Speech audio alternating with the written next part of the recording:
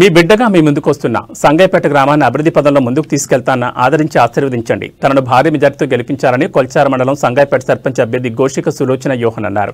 ఈ సందర్భంగా ఆయన మాట్లాడుతూ ఆరోగ్య శాఖ మంత్రి దామోదర్ రాజనరసింహతో పాటు అడ్డూరు లక్ష్మణ్ సహకారంతో ఉన్న సంబంధాలతో గ్రామాన్ని అన్ని రంగాల్లో అభివృద్ధి చేస్తానని అన్నారు. మీకు ఏ ఆపదొచ్చినా 24 గంటల అందుబాటులో ఉంటానని, మీ బిడ్డగా మీ ముందుకు వస్తున్న మీ అమూల్యమైన ఓటును ఉంగరం గుర్తుపై వేసి భారీ మెజార్టీతో గెలిపించాలని గోషిక సులోచన యోహన్ అన్నారు. ఇది నా మాటే కాదు, నా గ్రామం అంటే నా కన్న తల్లితో సమానం. నా యొక్క కన్న తల్లులారా మీకు ఒకటే విజ్ఞప్తి చేస్తున్నా, మీ బిడ్డగా, మీకు కొడుకుగా, మీకు కూతురుగా నేను మీకు ముందుకు పోతున్నందుకు మీకు నేను చాలా రుణపడి ఉంటా.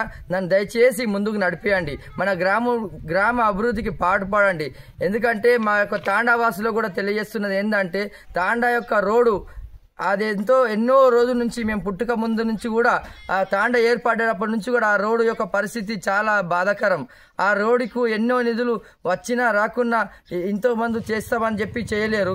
కానీ ఇక ముందు మేము గెలిచిన వెంటనే నెల రోజులలో ఆ యొక్క రోడ్డును, అలాగే ఈ యొక్క మోర్లను, మా యొక్క గ్రామంను ఎట్లా చక్కగా తీర్చిదిద్ది తెలంగాణ రాష్ట్రంలోని ఆదర్శ గ్రామంగా తీర్చిదిద్దే ఒక దిశలో నేను ముందుకు పోతానని, అలాగే మీ ఆశీస్సులు, మీ యొక్క కనికరము, మీ యొక్క దయ మా పట్ల ఉంచి ఉంగరం గుర్తుకు ఓటేయాలని మీకు అందరికీ ఓటర్ మహాశీలకు నేను విజ్ఞప్తి చేస్తున్నాను.